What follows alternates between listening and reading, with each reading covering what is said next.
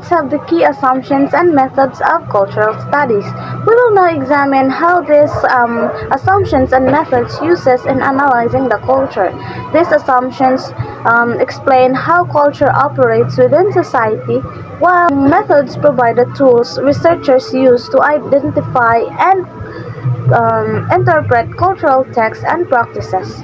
Understanding this will help us analyze culture more critically and identify how power, identity, and meaning are produced and negotiated in everyday life. The first assumption is culture is a site of power. Culture is not simply as entertainment or tradition, it is a place where power operates. The dominant groups in society, such as political leaders, corporations, wealthy classes, etc., can influence culture through media, language, fashion, and norms. Cultural studies looks at who has power, who is silenced, and how cultural practices maintain or challenge power structures. For example, beauty standards in the media often privilege fair skin. This gives power to certain groups and disadvantage to others. Second is culture is produced and negotiated. People do not just accept cultural products, they interact with them. Audiences interpret movies, music, social media posts, and advertisements differently based on their experiences. Culture is constantly changing because people negotiate, meaning they sometimes resist or reinterpret dominant ideas. For example, fans creating memes or fan fiction are reshaping the meaning of cultural products. Third, identity is formed through culture. Who we are, our gender, race, class, sexuality, and nationality is shaped by cultural systems. Identity is not fixed, it is something people learn from their environment, media, family traditions, and social norms. For example, what it means to be masculine or feminine changes depending on culture and time period. Fourth, representation shapes reality. The way media portrays people and events influences how society sees them. Cultural texts do not just reflect reality, they create it.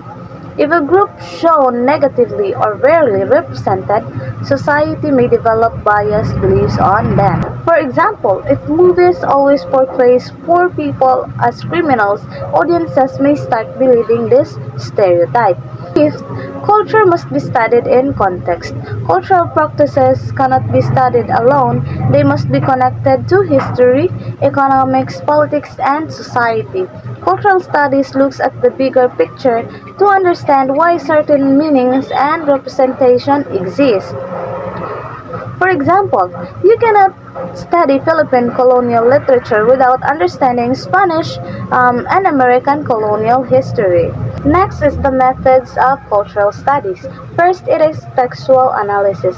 This method examines cultural texts, films, songs, ads, books, social media posts, etc., to understand their meanings. It looks for symbolism, stereotypes, ideologies, and hidden messages. For example, analyzing how a TV drama portrays mother-daughter relationships. Second, discourse analysis. This method studies how language shapes what people believe to be true. It looks how words and phrases create social realities. For example, examining how news reports talk about poverty. Do they blame individuals or do they mention systematic causes? Third, ethnography. Ethnography involves observing, participating in real life communities to understand their daily practices and beliefs. For example, joining or observing an online gaming community to study in culture and behavior. Fourth, ideological critique. This method examines the beliefs and values promoted by cultural texts. Many ideological critiques are based on feminist, Marxist, post-colonial, or critical race theories. For example, critiquing how advertisements promote consumerism by making people feel incomplete without buying products. Fifth, audience studies. This method focuses on how students interpret the same text differently. It shows that people's backgrounds, gender, class, age, culture affect how they understand media. For example, teenagers and parents may interpret a music video in completely different ways. Sixth, historical analysis. This method situates cultural texts in their historical context. It helps explain how and why meaning change over time. For example, studying how pre-colonial Filipino customs were represented differently before and after colonization. 7.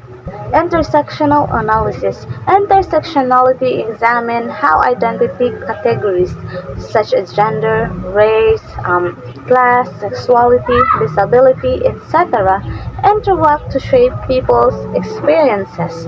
It recognizes the oppression and privilege are layered and interconnected. For example, a poor woman of color may face different forms of discrimination compared to a wealthy white woman.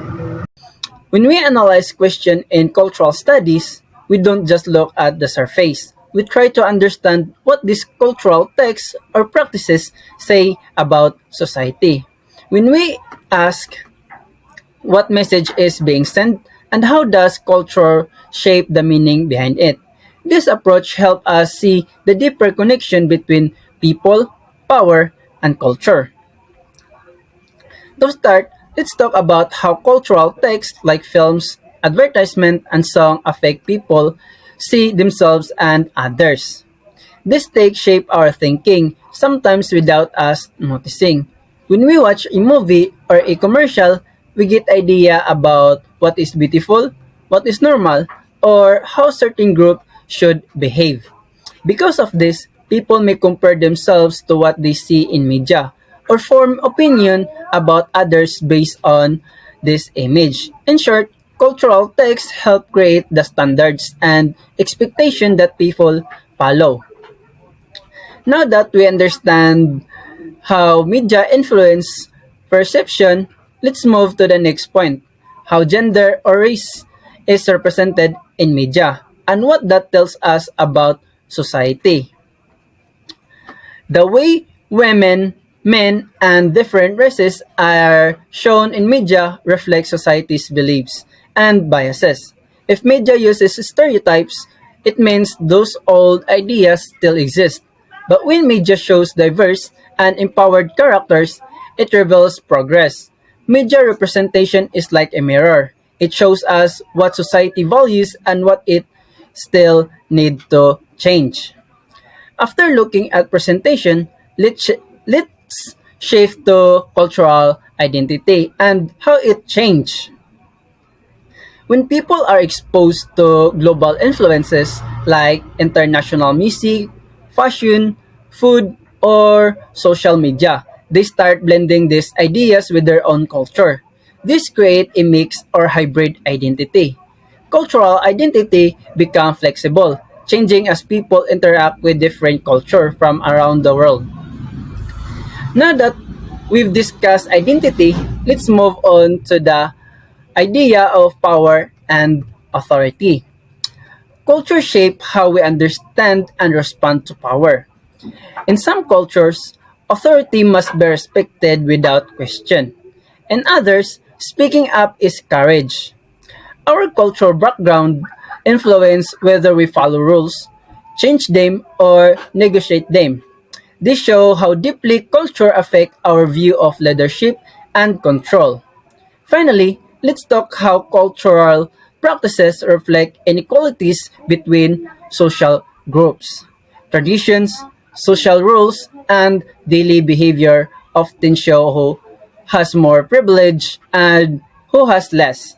Some groups may have more opportunities or more respect because of their class, gender, or race. These inequalities appear in who gets to make decisions, who gets listened to, and who is expected to follow. Culture, in many ways, reveals the power gaps within society. Cultural studies help us look deeper into everyday life, into the media we watch, the identities we build, and the system we follow.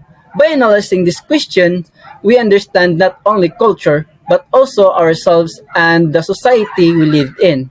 That's all. Thank you.